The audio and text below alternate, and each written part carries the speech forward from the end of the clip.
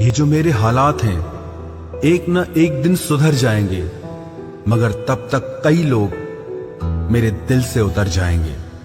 ایک شوق بے مثال رکھا کرو، حالات جیسے بھی ہو ہونٹوں پہ ہمیشہ مسکان رکھا کرو۔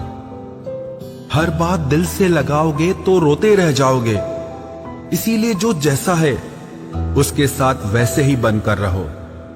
یادداشت کا کمزور ہونا بری بات نہیں ہے جناب، بڑے بے چین رہتے ہیں وہ لوگ جنہیں ہر بات یاد رہتی ہے۔ مجھے خود پر اتنا تو یقین ہے کہ روئے گا وہ شخص پھر سے مجھے پانے کے لیے۔